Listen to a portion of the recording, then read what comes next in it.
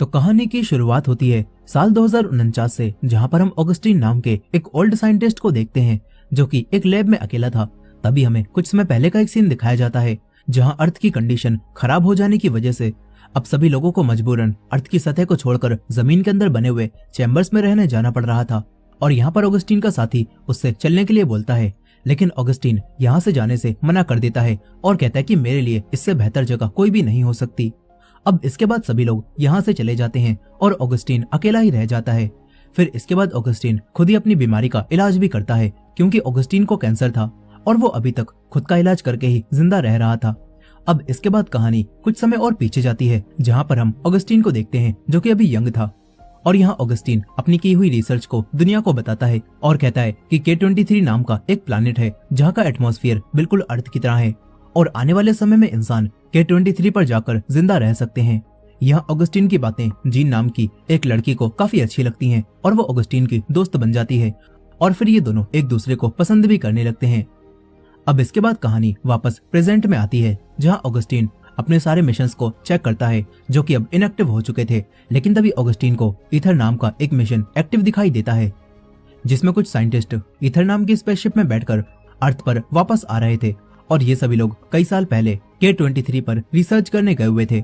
इन्हीं साइंटिस्ट में सुली नाम की एक लड़की भी होती है, जिसे अब हम K23 पर देखते हैं। और तभी सुली के पास उसकी स्पेसशिप वापस जाने का नोटिफिकेशन आता है और जैसे ही सुली वहां पर जाती है तो वो शिप सुली को लिए बिना ही यहाँ से उड़ जाती है, जो देखकर सुली काफी घबरा जाती है। तभी उसकी आंख खुलती है और सुली को पता चलता है कि वो सपना देख रही थी। यहाँ सुली प्रेग्नेंट होती है और इसी शिप पर हम सुली के हस्बैंड एडवर्ड को भी देखते हैं, जो कि इस मिशन का हेड था। यही शिप पर टॉम नाम का एक पायलट भी होता है। और यहाँ सुली और टॉम की बातों से हमें पता चलता है कि इनका काफी समय से अर्थ से कोई भी कॉन्टेक्ट नहीं हो पाया है और इसी वजह से अब सुली फिर से पृथ्वी पर कॉन्टेक्ट करने की कोशिश करती है। लेकिन यहाँ पर काफी कोशिश करने के बाद भी इनका अर्थ से कोई भी कॉन्टेक्ट नहीं हो पाता और इसी वजह से इन्हें अर्थ की कंडीशन के बारे में अभी कुछ भी नहीं पता होता। वहीं दूसरी तरफ अर्थ पर ऑगस्टीन खाना खा रहा था कि तभी उसे अपने किचन में आग लगी हुई दिखाई देती है और ऑगस्टीन तुरंत ही जाकर उसे बुझा देता है।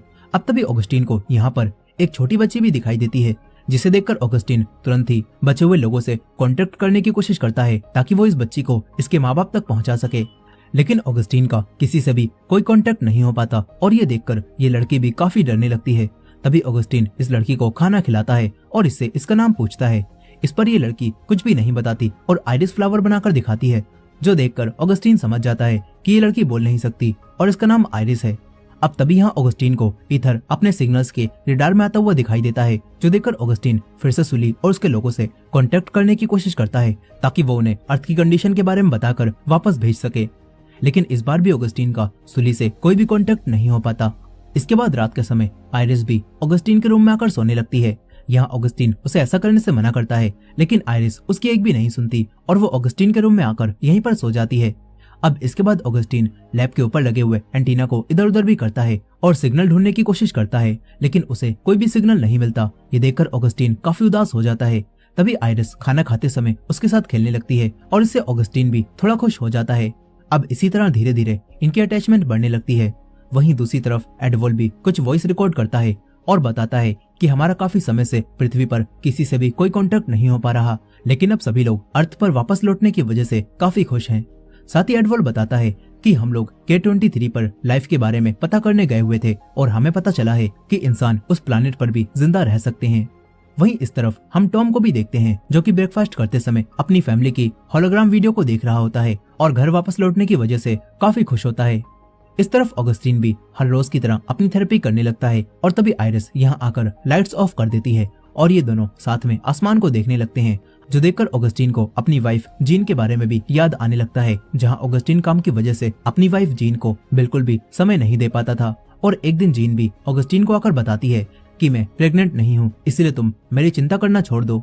फिर यहाँ पर ऑगस्टीन के जीन को समय न दे पाने की वजह से जीन ऑगस्टीन को छोड़कर चली जाती है। अब इसके बाद कहानी वापस प्रेजेंट टाइम में आती है, जहाँ ऑगस्टीन को लैब के बाहर काफी सारे बर्ड्स एक साथ मरे हुए दिखाई देते हैं, जो देखकर ऑगस्टीन समझ जाता है कि अर्थ का एटमॉस्फेयर काफी तेजी से बदल रहा है और उसे जल्दी ही ईथर पर मौजूद सभी लोगों को ये खबर देकर पृथ्वी पर वापस आने से रोकना होगा। इसीलिए अब ऑगस्टीन लैब से दूर बर्फीले पहाड़ों में मौजूद किसी दूसरे स्टेशन पर जाने के बारे में सोचता है, जहाँ काफी बड़ा एंटीना लगा हुआ था और उसकी मदद से ऑगस्टीन ईथर पर सभी लोगों से बात कर सकता था।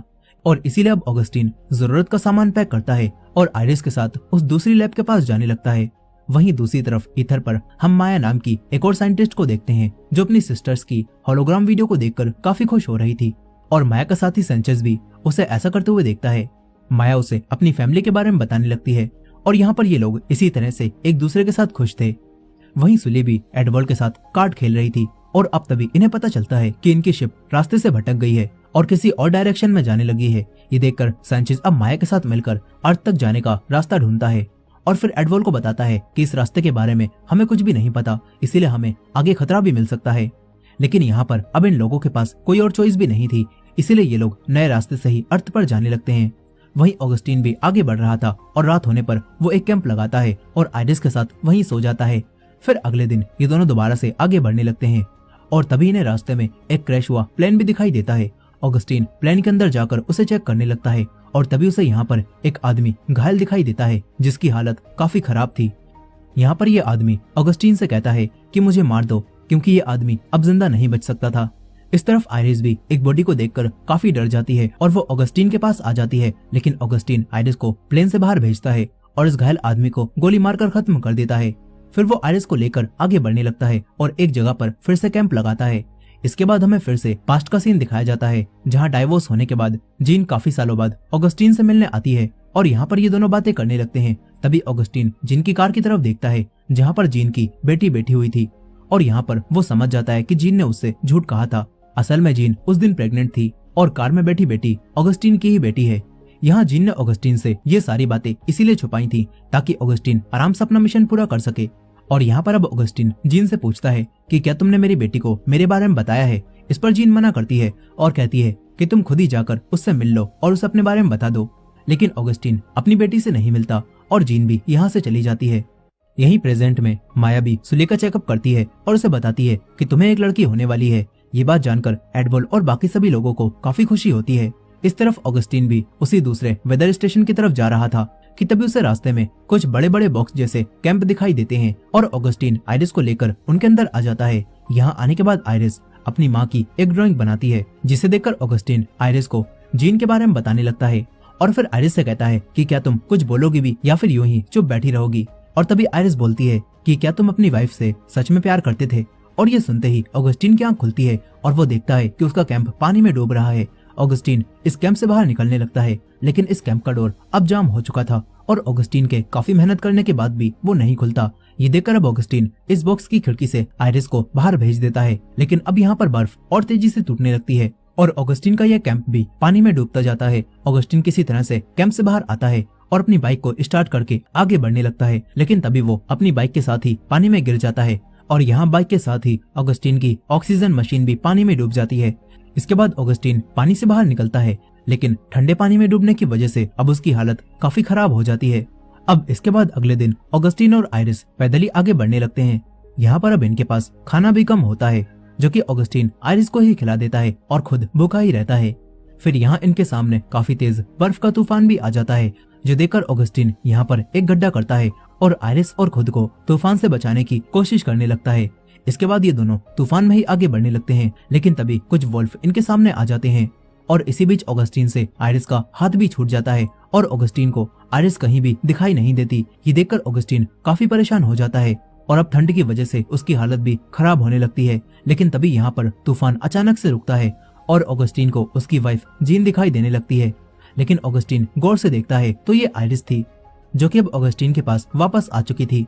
यहाँ आइरिस को देखकर ऑगस्टीन काफी खुश होता है। फिर ये दोनों फिर से आगे बढ़ने लगते हैं और उसी लैब तक पहुंच जाते हैं।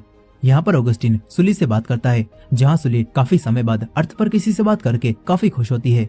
यहाँ पर ऑगस्टीन भी सुली को अर्थ की कंडीशन के बारे में बताने की कोशिश कर रहा था कि तभी सुली की स्पेसशिप यानी कि ईथर से काफी बड़े बड़े पत्थर आकर टकराने लगते हैं, जिससे ईथर का कम्युनिकेशन सिस्टम खराब हो जाता है और सुली ऑगस्टीन से आगे बात नहीं कर पाती। ये देखकर अब सभी लोग काफी परेशान हो जाते हैं। इसके बाद सुली माया के साथ स्पेस में जाकर कम्युनिकेशन सिस्टम ठीक करने के लिए बोलती है और ये सुनकर एडवर्ड भी इनके साथ बाहर जाने का फैसला करता है। इसके बाद सुली, एडवर्ड और माया तीनों स्पेसशिप से बाहर आ जाते हैं और यहाँ माया पहली बार स्पेसशिप से बाहर स्पेस में आकर काफी खुश होती है। इसके बाद ये तीनों कम्युनिकेशन सिस्टम को ठीक करने लगते हैं और यहाँ काफी मजे से काम करते करते ये तीनों कम्युनिकेशन सिस्टम को फिक्स कर देते हैं और एडवोल अब सभी से शिप पर वापस चलने के लिए कहता है।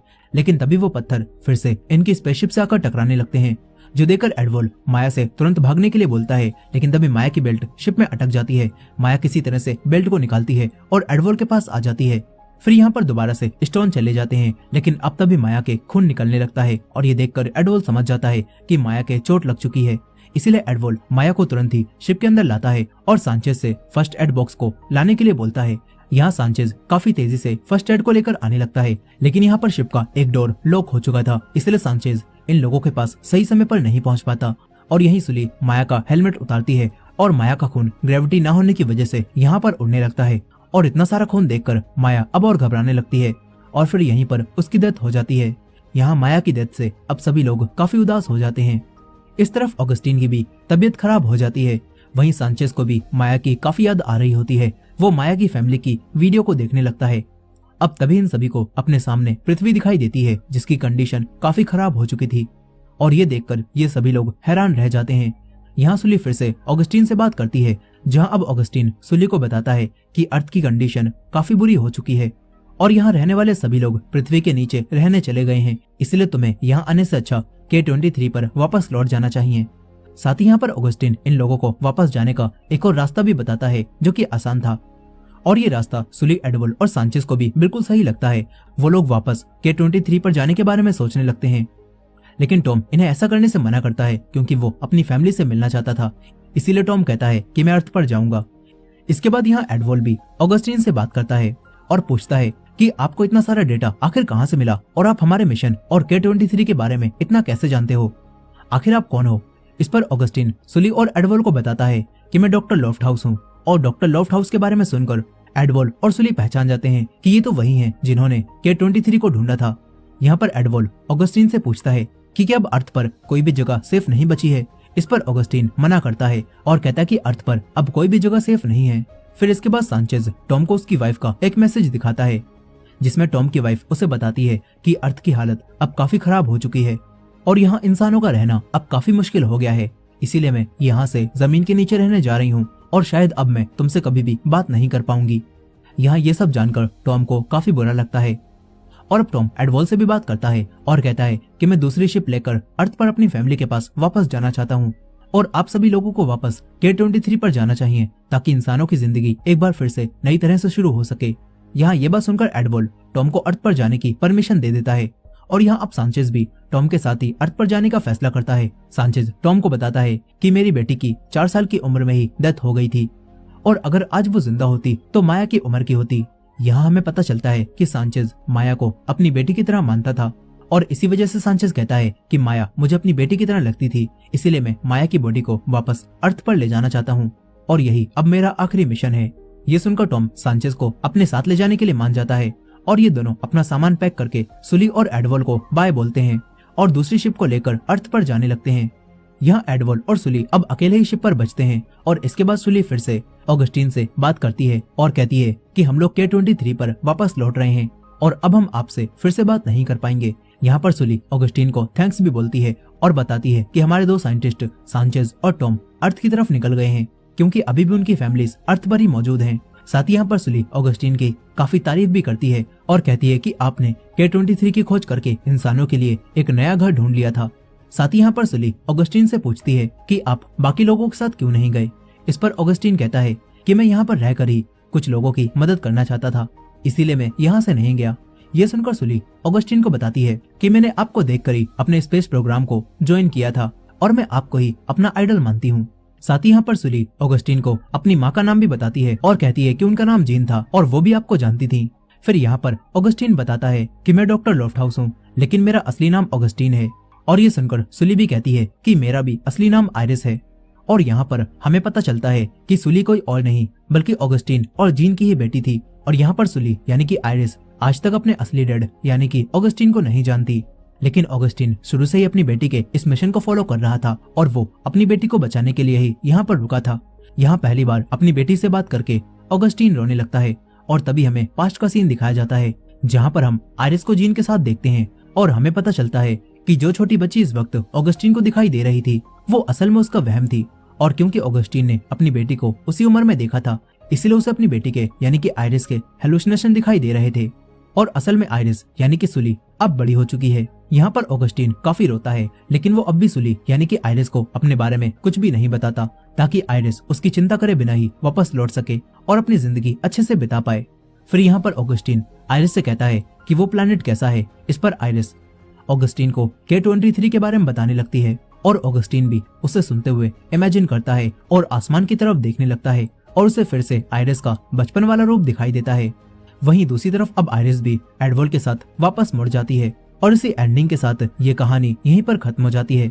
दोस्तों, आपको ये मूवी कैसी लगी कमेंट करके जरूर बताइएगा, और ये वीडियो पसंद आई हो तो वीडियो को लाइक करके हमारे चैनल को भी सब्सक्राइब कर लीजिएगा। मिलते हैं नेक्स्ट वीडियो में।